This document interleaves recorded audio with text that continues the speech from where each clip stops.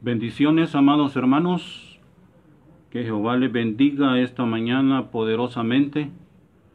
Ya estamos aquí nuevamente para ir ya avanzando, ya casi llegamos al fin de estos eventos futuros que hemos estado predicando, que hemos estado enseñando. Y este día nos corresponde hablar acerca de la segunda venida de Cristo a la tierra.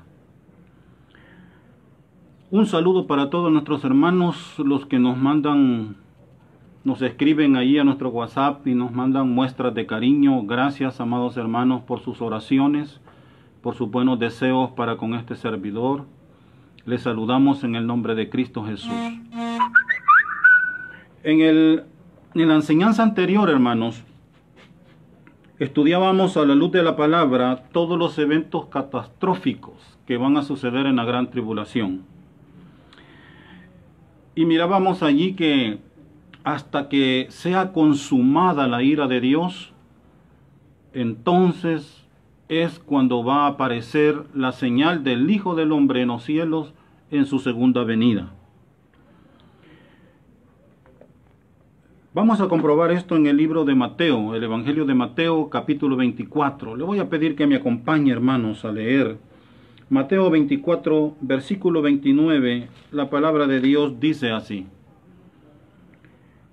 E inmediatamente después de la tribulación de aquellos días, óigase bien esto, inmediatamente después de la tribulación de aquellos días, el sol se oscurecerá, la luna no dará su resplandor, y las estrellas caerán del cielo, y las potencias de los cielos serán conmovidas. Está hablando aquí nuestro Señor Jesucristo del final de la gran tribulación, cómo las potencias de los cielos van a ser conmovidas. Y ya eso ya lo describimos, hermanos, en el estudio anterior. Versículo 30. Entonces aparecerá la señal del Hijo del Hombre en el cielo, y entonces lamentarán todas las tribus de la tierra, y verán al Hijo del Hombre viniendo sobre las nubes del cielo con poder y gran gloria. Aleluya. Así que podemos afirmar con toda seguridad que la segunda venida de Cristo se va a dar inmediatamente que se haya cumplido el tiempo establecido de la gran tribulación. Es decir, después que hayan pasado 7 años, 3 años y medio de paz y 3 años y medio de gran tribulación. Entonces, hermanos amados, la segunda venida de Cristo va a ser visible. Yo quiero enfatizar esto. La segunda venida de Cristo es literal, no como muchas personas lo andan enseñando por allí. Falsos maestros andan diciendo que la segunda venida de Cristo es invisible y que Él ya vino y ya está entre nosotros. No, la palabra de Dios nos enseña que la segunda venida de Cristo es literalmente, Él va a venir literalmente por segunda vez y va a ser visible. Hechos capítulo 1, versículo 11, dice así la palabra del Señor. Desde el día vamos a leer, dice: Y estando ellos con los ojos puestos en el cielo, entre tanto que él se iba, he aquí se pusieron junto a ellos 2 varones con vestiduras blancas, los cuales también les dijeron: Varones Galileos, ¿por qué estáis mirando al cielo? Este mismo Jesús, que ha sido tomado de vosotros al cielo, así vendrá como le habéis visto ir al cielo. Entonces la venida de Cristo es literal y va a ser visible. Cuando esto acontezca, amados hermanos, entonces se van a cumplir varias promesas. Muchas promesas que el Señor hizo en su ministerio y muchas promesas que también se dijeron a través de los profetas. Yo le voy a mencionar solo 7 de las promesas que se van a cumplir en la segunda venida de Cristo. Número 1.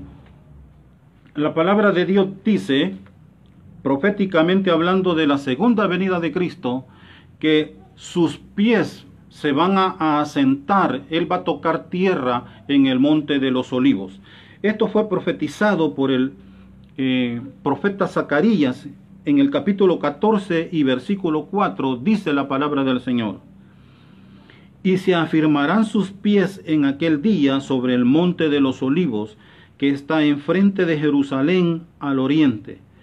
Y el monte de los olivos se partirá en medio hacia el oriente y hacia el occidente, haciendo un valle muy grande, y la mitad del monte se apartará hacia el norte y la otra mitad hacia el sur. Así que, hermanos, cuando Cristo venga, literalmente Él va a descender y va a posar sus pies en el monte de los olivos que está frente a Jerusalén. Número 2. Él va a venir con poder y gran gloria. Vamos a leer allí en el libro de Hebreos y buscamos, hermanos, el capítulo 9 de Hebreos. Le voy a leer versículos 27 y 28. Oiga cómo dice la palabra del Señor. Y de la manera que está establecido para los hombres que mueran una sola vez, y después de esto el juicio. Así también Cristo fue ofrecido una sola vez para llevar los pecados de muchos, y aparecerá por segunda vez sin relación al pecado para salvar a los que le esperan. Aleluya. Gloria a Dios. Entonces, Él vendrá con poder y gran gloria. Y hermanos amados, esto es importante hacerlo notar, lo que acabamos de leer en el libro de Hebreos. Dice que Él va a venir, pero ya sin relación con el pecado. Es decir, Él ya no viene como un cordero, ya no viene, hermanos, para morir en una cruz. Hoy viene con poder y gloria, viene como Rey de Reyes y Señor de Señores. Tercera cosa que se va a cumplir con la venida de Cristo. Vamos a leer en Primera Tesalonicenses esta palabra bendita, hermanos, en el capítulo 3 y versículo 13. La tercera promesa que se va a cumplir con la venida de Cristo dice así: para que sean afirmados vuestros corazones irreprensibles en santidad delante de Dios nuestro Padre, en la venida de nuestro Señor Jesucristo con todos sus santos. La iglesia viene juntamente con Cristo, lo acompaña en su segunda venida. Otra promesa que se va a cumplir, o otra profecía, es la que nos dice el libro de Apocalipsis. En el capítulo 1 y el versículo 7 dice así la palabra del Señor: He aquí que viene en las nubes, y todo ojo le verá, y los que le traspasaron y todos los linajes de la tierra harán lamentación por él. En su segunda venida, todo ojo le verá. Todas las naciones se darán cuenta que ha llegado la segunda venida de Cristo. La siguiente promesa de la que queremos hablar es la que está registrada en Mateo, el Evangelio de Mateo, capítulo 25. Leamos ahí el versículo 31, donde la palabra de Dios dice: Cuando el Hijo del Hombre venga en su gloria, y todos los santos ángeles con él, entonces se sentará en su trono de gloria. En la segunda venida de Cristo, Él se va a sentar en su trono de gloria. Bendito sea el Señor. La siguiente promesa que se va a cumplir con el advenimiento, con la segunda venida de Cristo, la vamos a encontrar allí en Tesalonicenses, hermano. Acompáñenme a Tesalonicenses. La segunda carta de Tesalonicenses. Vamos a leer capítulo 2, versículo 8. Dice así: Entonces se manifestará aquel inicuo, hablando del anticristo, a quien el Señor matará con el espíritu de su boca y destruirá con el resplandor de su venida. Oiga qué interesante. Una vez más la palabra de Dios nos confirma que es en la segunda venida de Cristo cuando Él va a destruir al anticristo. Por eso dice el verso que leíamos, y lo va a destruir con el resplandor de su venida. Y la última promesa de la que quiero hablarle esta mañana es la que está en Apocalipsis capítulo 20. Leemos el versículo 1 y 2. Vi a un ángel que descendía del cielo con la llave del abismo y una gran cadena en su mano, y prendió al dragón, la serpiente antigua, que es el diablo y Satanás, y lo ató por 1000 años. En su segunda venida, Satanás va a ser cautivo. En la segunda venida de Cristo, Satanás va a ser encarcelado por 1000 años. Así es que en este evento maravilloso, que es la segunda venida de Cristo, que se va a dar después de la gran tribulación, por lo menos estos 7 promesas se van a cumplir. Y hay muchas otras, pero yo solamente quiero mencionarle estas 7 de las que hemos hablado. Ahora bien, hermanos,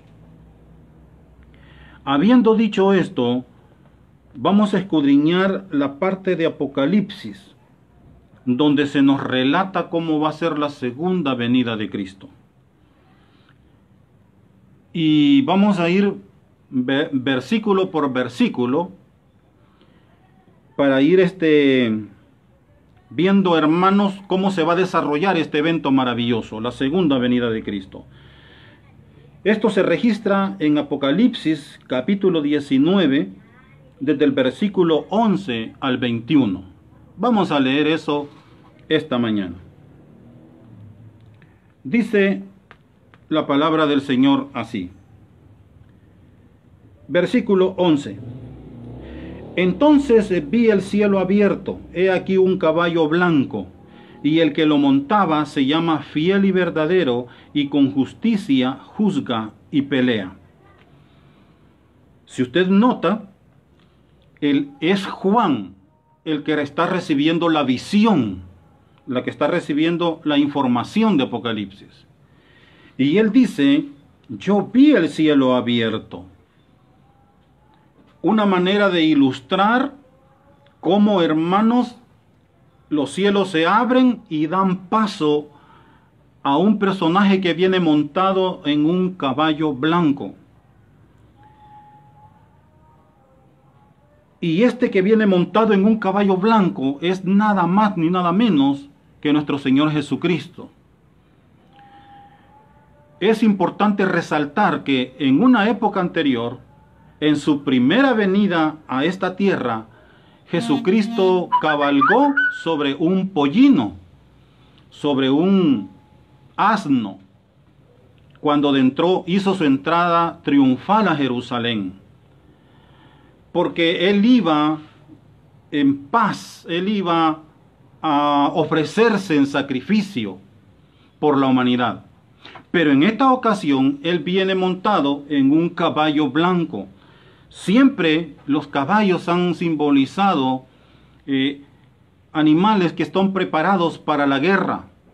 Por eso cuando dice Apocalipsis que viene en un caballo blanco, es porque Él viene, pero viene a la tierra en su segunda venida, preparado para la guerra. Él viene para guerrear. Y nos dice el versículo que estamos estudiando, que a Él se le llama fiel y verdadero. El que venía montado sobre el caballo se le da el nombre de fiel y verdadero. Fiel, porque Él cumple su palabra. Él dijo, yo me voy a preparar lugar para ustedes, pero voy a volver otra vez. Así que Él es fiel, cumple lo que promete. Y es verdadero, porque Él dijo en una ocasión enseñando a sus discípulos, yo soy el camino, la verdad y la vida. Nadie viene al Padre si no es por mí. Es decir, cuando Él realizó su ministerio en esta tierra, todo lo que Él dijo era verdad. aunque la gente no lo quiso aceptar, aunque no lo quiso creer, cuando él dijo, yo y el Padre una misma cosa somos. Y hablaron, se rasgaron las vestiduras los fariseos, los religiosos de aquel tiempo, y dijeron, ha dicho blasfema, hay que matarlo, se hace llamar hijo de Dios. Dice que él y el Padre una misma cosa son, pero él decía verdad. Por eso el que monta el caballo es fiel y es verdadero. Jamás ha habido mentira en su boca. Y esto, hermanos, es garantía para nosotros, porque quiere decir que todo lo que el Señor ha prometido lo va a cumplir. Y si Él ha dicho que va a regresar por su iglesia, eso se va a cumplir. Lo que nosotros nos toca hacer es estar preparados para cuando ese evento suceda. Aleluya. Continuamos leyendo el versículo 12. Dice así la palabra de Dios. Sus ojos eran como llama de fuego, y había en su cabeza muchas diademas, y tenía un nombre escrito que ninguno conocía, sino él mismo. Oiga cómo está describiendo la visión que se le presenta a Juan, cómo está describiendo la figura de Jesús. Dice que sus ojos eran como llama de fuego. ¿Sabe por qué lo describe así? Porque él, hermanos, no viene compasivo en su segunda venida. Él no viene, hermanos, como un cordero. Él viene para juzgar a las naciones. Él viene para juzgar a sus enemigos. Él viene, hermanos, para tomar venganza de todo lo que sus enemigos han hecho. Y aunque este suene así como un poco duro, pero esa es la otra parte de nuestro Dios. Por eso es que desde tiempos antiquísimos hemos oído predicaciones donde se nos dice que Dios es amor, pero también es fuego consumidor. Por eso se le describe como ojos como llama de fuego. Y cuando dice que había sobre su cabeza muchas diademas, las diademas son palabras sinónimas de una tiátira, de una corona, y aquí dice que tenía muchas en su cabeza, es porque, hermanos, es la autoridad máxima. Y póngame atención a esto que voy a decir, hermano, porque para muchos de los que me están oyendo ahorita mismo y me están viendo, quizás esto resulte así como raro, si no es porque no lo van a creer. Pero quiero que me entienda esto. Jesucristo, cuando venga en su segunda venida a establecer su reino aquí en la tierra, Él va a ser un dictador. ¿Oyó bien usted? Porque la palabra dictador, en su significado, no es malo. Dice que un dictador es un soberano que gobierna con poder absoluto y sin someterse a ninguna ley. ¿Acaso no es esto lo que va a hacer nuestro Señor Jesucristo? ¿Acaso no va a ser un soberano? La palabra soberano lo explicábamos en otra ocasión, que significa soberano es aquel que hace lo que se le venga en gana, porque es soberano, nadie puede decirle nada. Jesucristo va a reinar de una manera soberana, va a tener el poder absoluto. No va a haber, hermano, en esta tierra alguien mayor que Él. Así que no va a someterse a ninguna ley, porque Él es la ley.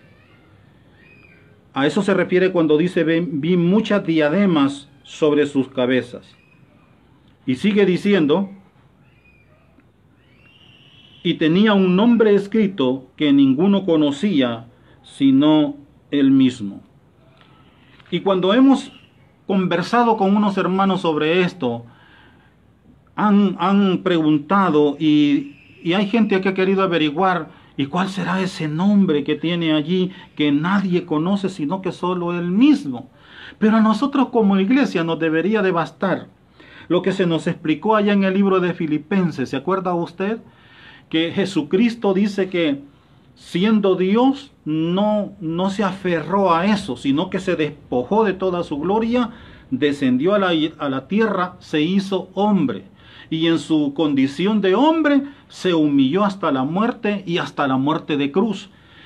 Y dice la palabra que por haberse humillado de tal manera, Dios lo exaltó y le dio un nombre que es sobre todo nombre, para que en el nombre de Jesús se doble toda rodilla y toda lengua confiese que Jesucristo es el Señor. Aleluya.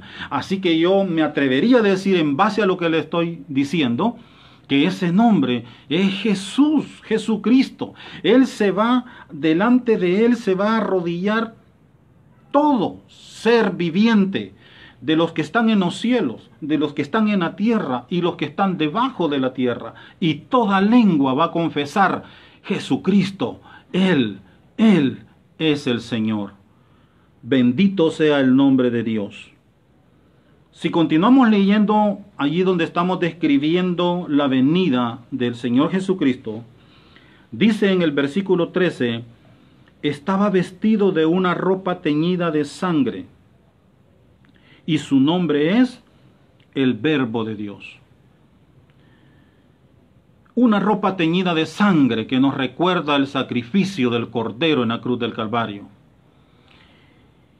Y cuando dice su nombre es el Verbo de Dios, esto nos lleva a recordarnos, hermano, que Jesucristo siempre ha sido desde el principio. En el libro de Juan, cuando el apóstol Juan comienza a escribir el Evangelio, hace la revelación, una de las revelaciones más poderosas que encontramos en la Biblia. Dice en el Evangelio de Juan capítulo 1, versículo 1 y 2. En el principio era el Verbo, y el Verbo era con Dios, y el Verbo era Dios. Este era en el principio con Dios. Todas las cosas por Él fueron hechas, y sin Él nada de lo que ha sido hecho fue hecho. En Él estaba la vida, y la vida era la luz de los hombres. Está hablando de Jesucristo. Así que cuando en el Apocalipsis, hermano, se nos está diciendo que viene montado en un caballo blanco, y se nos está diciendo, hermanos, que su nombre es el Verbo de Dios, lo que se nos quiere explicar es que Él ha sido desde siempre, desde el principio. Es el mismo que estuvo en la creación, cuando en el principio creó Dios los cielos y la tierra. Es el mismo que describe Juan cuando dice, y ese Verbo se hizo carne y habitó entre nosotros y vimos su gloria, dice Juan, como la del unigénito del Padre. Así es que se está refiriendo totalmente al Jesucristo de la gloria. Aleluya. Versículo 14 al 16. Estos tres versículos los vamos a unir en esta descripción majestuosa que está haciendo el libro de Apocalipsis acerca de la segunda venida de Cristo. Y los ejércitos de los celestiales, vestidos de lino finísimo, blanco y limpio, le seguían en caballos blancos. Hermanos, en su segunda venida, Jesucristo trae a los ejércitos del cielo, a los ejércitos celestiales, porque viene a una batalla, a la famosa batalla del Armagedón. Y en estos ejércitos celestiales que vienen con él cabalgando en caballos blancos, está incluida la iglesia. Aleluya, porque la iglesia viene con Cristo en su segunda venida. Así que allí venimos todos aquellos que vamos a ser arrebatados o que resucitemos si es que ya estamos muertos en el arrebatamiento de la iglesia. Versículo 15. De su boca sale una espada aguda para herir con ella a las naciones, y él la regirá con vara de hierro, y él pisa el lagar del vino del furor y de la ira del Dios Todopoderoso. Cuando dice aquí la palabra que de su boca sale una espada aguda para herir a las naciones, lo que aquí está hablándonos es de la palabra de Dios. La palabra de Dios que es viva y eficaz, más cortante que una espada de dos filos, dice, que penetra las coyunturas y discierne los pensamientos y las intenciones del corazón. Así que Él va a destruir a sus enemigos con su palabra. Porque por su palabra, oiga esto, qué interesante, hermano, por su palabra Dios hizo el universo. ¿Se acuerdan? En el libro de Génesis, cuando Él, por su palabra, Él dijo, sea la luz, y fue la luz. Después dijo, produzcan las aguas seres vivientes, y se hizo la vida en los mares, en los ríos. Después dijo, produzca la tierra hierba, árboles frutales, según su género, semilla, y se llenó la tierra de árboles frutales, de todo tipo de género, porque con su palabra Él creó el universo, y por su palabra también va a destruir al impío. A eso se refiere cuando dice, de su boca sale una espada aguda para herir a las naciones. Y cuando el versículo nos habla que pisa el lagar del vino del furor y de la ira del Dios Todopoderoso, solo tenemos que recordar que lagar era, hermanos, el lugar donde se llevaban las uvas en la vendimia, en la cosecha de las uvas que se hacía. Los que cultivaban la uva, los viñedos, preparaban un cajoncito o un cajón que se llamaba lagar. Ahí se depositaban todas las uvas y entonces la persona descalza se subía sobre las uvas y con sus pies comenzaba a machacar y a exprimir todo el jugo de las uvas. Ese era el lagar. Cuando aquí dice que él pisa con sus pies el lagar del vino del furor y de la ira de Dios, lo que nos está diciendo, hermanos, es la manera como Dios va a pisotear y va a destruir a sus enemigos. Sigue diciendo, hermanos, el versículo 16, y en su vestidura y en su muslo tiene escrito este nombre, Rey de Reyes y Señor de Señores. Aleluya. Ese es el título que va a tener al fin del siglo nuestro Señor Jesucristo. Él fue el Cordero de Dios, es el Cordero de Dios. Él es el león de la tribu de Judá, pero aquí el título que él tiene es Rey de Reyes y Señor de Señores. Es decir, es el único, no hay otro sobre de él. No hay ningún rey, no hay ningún señor que pueda estar sobre nuestro Señor Jesucristo, porque Él es el Rey de Reyes y Señor de Señores. Es sorprendente, hermanos, cómo nos describe la segunda venida de Cristo el libro de Apocalipsis. Y porque el objetivo de esto es que nosotros sepamos, amados hermanos, que estamos del lado correcto. Los cristianos estamos del lado de los ganadores. Jesucristo ya venció y nosotros estamos del lado de los vencedores. Eso nos debería de animar para permanecer firmes, perseverando, sirviendo a Dios mientras Él viene por su iglesia. Vamos leyendo la descripción del libro de Apocalipsis en el versículo 17, dice así: y vi a un ángel que estaba en pie en el sol y clamó a gran voz diciendo a todas las aves que vuelan en medio del cielo: venid, congregaos a la gran cena de Dios, para que comáis carne de reyes y de capitanes, y carne de fuertes, carne de caballos y de sus jinetes, carne de todos, libres y esclavos, pequeños y grandes. Aleluya. Lo que estos dos versículos nos describen, el versículo 17 y 18, es lo que se llama la guerra del Armagedón. Y un ángel invitará a todas las aves carroñeras para que se reúnan, para que acudan y se reúnan a lo que llama el banquete con los cuerpos de todos aquellos que se rebelan en contra de Dios. Qué interesante que dice allí, el ángel dice, venid, congregaos a la cena de Dios. Porque todos los miles y miles que mueran en esta guerra del Armagedón van a ser consumidos por aves carroñeras. Y por eso el ángel hace énfasis donde dice que son carnes de reyes, carnes de capitanes, carnes de fuertes, de caballos con sus jinetes.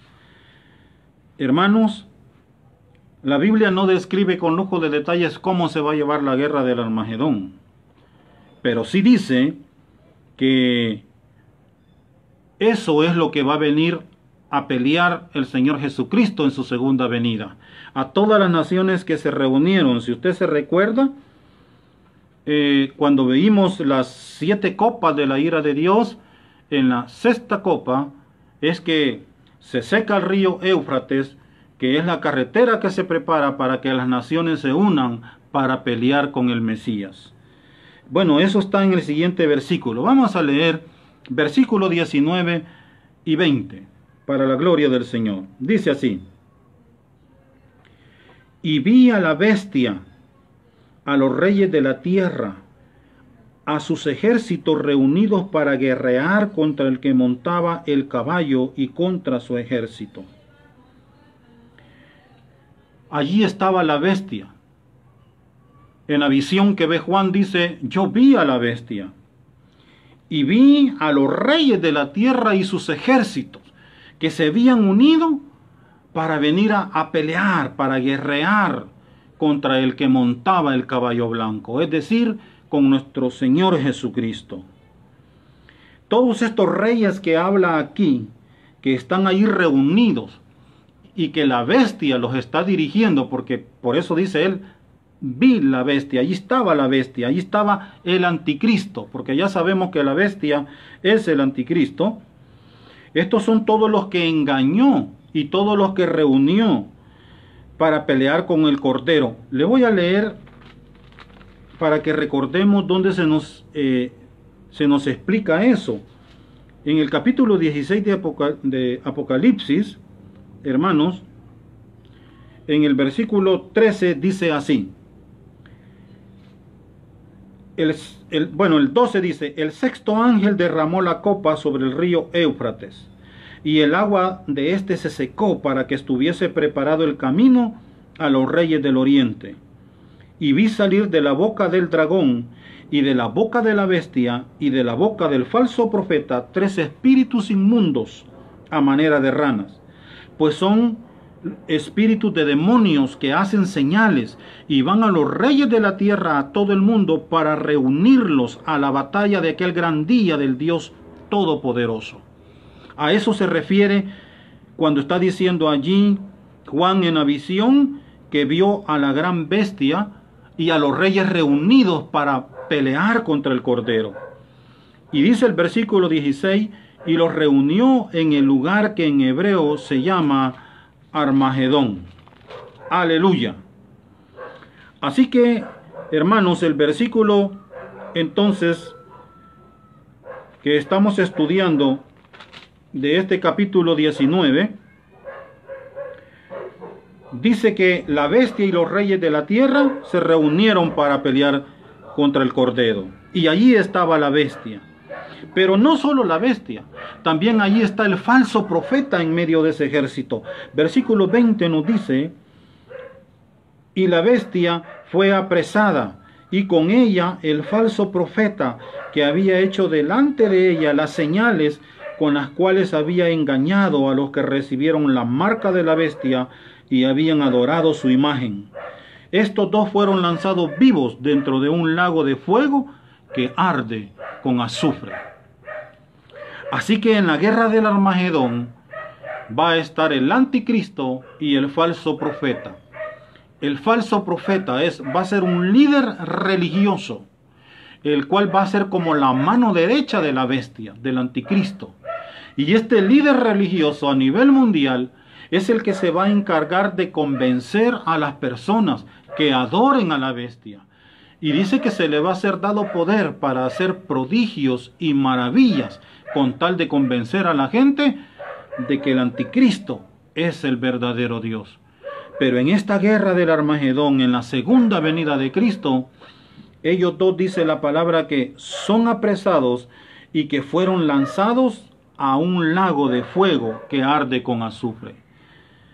O sea, en otras palabras, hermanos, que estos dos personajes son los que van a estrenar el lago que arde con fuego y azufre de Apocalipsis.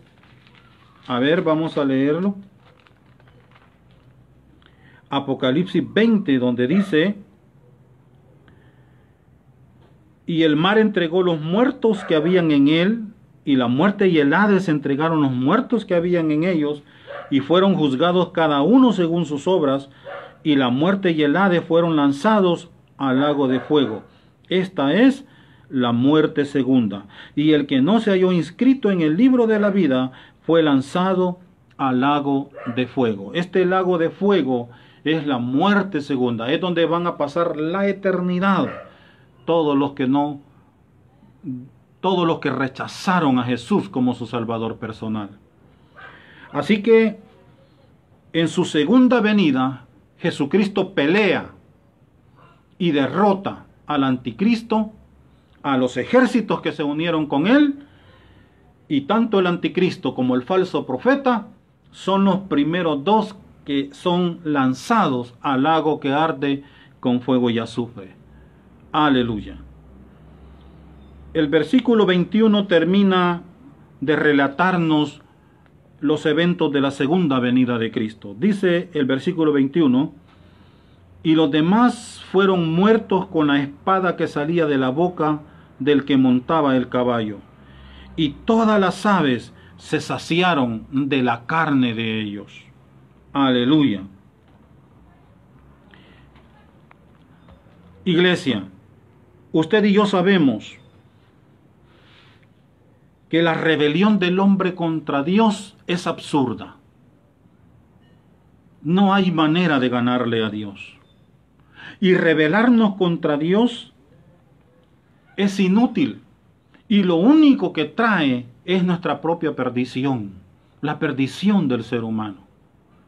¿Cuánto diéramos porque la gente comprendiera y entendiera de una vez por todas lo que usted y yo ya sabemos? Que no se le puede ganar a Dios. Que Él lo que está haciendo es darnos un salvavidas. Nos está abriendo una puerta para que escapemos de la ira venidera que viene sobre este mundo. Pero rebelarse contra Él no tiene nada de sabiduría. No es de una gente entendida, porque al final de todo, dice el versículo 21, todos fueron muertos con la espada que sale de su boca. Y vamos a leer hoy sí Hebreos 12, para que veamos cuál es la espada de su boca. Dice Hebreos 4, versículo 12 así: porque la palabra de Dios es viva y eficaz y más cortante que toda espada de dos filos, y penetra hasta partir el alma y el espíritu, las coyunturas y los tuétanos, y discierne los pensamientos y las intenciones del corazón. La espada que sale de la boca del Señor es su palabra. Voy a leerle un versículo más que nos comprueba esto que estamos diciendo esta mañana. El profeta Isaías escribió esto en el capítulo 11, versículo 4, dice así: sino que juzgará con justicia a los pobres, y arguirá con equidad por los mansos de la tierra, y herirá la tierra con la vara de su boca, y con el espíritu de sus labios matará al impío. Así que es por la palabra que Dios destruye a sus enemigos. Será pues la palabra de Dios que destruirá a todos los impíos en el fin del tiempo. Como podemos apreciar, amados hermanos, la segunda venida de Cristo no se parece en nada a la primera venida que tuvo cuando anduvo acá en la tierra ejerciendo su ministerio. Porque cuando Él vino la primera vez, Él vino a nacer en un pesebre, porque no había lugar en el mesón. Él vino como un cordero. Dice Isaías describiéndolo que como cordero mudo. Él no abrió su boca, fue llevado al matadero, fue trasquilado, fue abofeteado, fue humillado, fue escarnecido. Y Él no abrió su boca. Fue crucificado, fue despreciado por las autoridades religiosas y políticas de su época. Su mismo pueblo lo despreció y lo humilló en su primera venida a este planeta Tierra. Porque su misión en ese entonces era buscar y salvar lo que se había perdido. Él dijo en una ocasión: yo no he venido a condenar el mundo, sino que he venido para que el mundo sea salvo a través de mí, del sacrificio que Él realizó en la cruz del Calvario. Esa era su misión. Por eso Él vino como un cordero, preparado para el sacrificio, que fue efectuado en la cruz del Calvario. Eso es su primera venida. Pero en su segunda venida, después de la gran tribulación, Él ya no viene más como un cordero. Él viene como el león de la tribu de Judá. Él viene como el Rey de reyes y Señor de señores. Él viene como un Dios justiciero y vengador. Acompáñeme por favor a leer este último versículo que vamos a compartir esta mañana. En el libro de Romanos, la carta a los Romanos, en el capítulo 12, hermanos amados, les voy a leer el versículo 19. Dice así la palabra de Dios: no os venguéis vosotros mismos, amados míos, sino dejad lugar a la ira de Dios, porque escrito está: mía es la venganza, yo pagaré, dice el Señor. Un Dios vengador, un Dios que se venga, que toma venganza. Esta es una de las facetas de Jesucristo, del Cordero de Dios. Y esta es la faceta que muchas veces nosotros no queremos aceptar. Aún los hermanos dentro de la iglesia nos resistimos a aceptar esta faceta de Cristo. Pero Dios es amor, pero también es fuego consumidor. Y acabamos de leer donde Él dice: mía es la venganza, yo pagaré, yo daré el castigo, dice el Señor. Así que Dios va a tomar venganza de sus enemigos. No solamente de los que le injuriaron, le martirizaron y le crucificaron, sino también de todos aquellos cristianos que le nieguen. Por eso usted no va a sentir extraño encontrar versículos en la Biblia que dicen: cualquiera que me niegue aquí delante de los hombres, yo también lo voy a negar delante de mi Padre. Es un Dios vengador, es un Dios vengativo, es una faceta de Dios. Y tiene todo el derecho de hacerlo. ¿Por qué? Porque Él ya hizo todo lo posible y lo imposible para que cada ser humano de esta tierra sea salvo de la ira venidera. Y es más, hermano amado, no solamente que sea salvo de la ira venidera, sino que Dios diseñó el Evangelio de tal forma que todos aquellos que nos convertimos a Cristo seamos felices en esta tierra. Seamos felices, dichosos, que tengamos la seguridad de que tenemos un Padre en los cielos que nos provee, que nos consuela, que nos protege, que nos ayuda. ¿Qué más podemos desear de parte de ese Dios? Él ya hizo todo lo posible y aún lo imposible.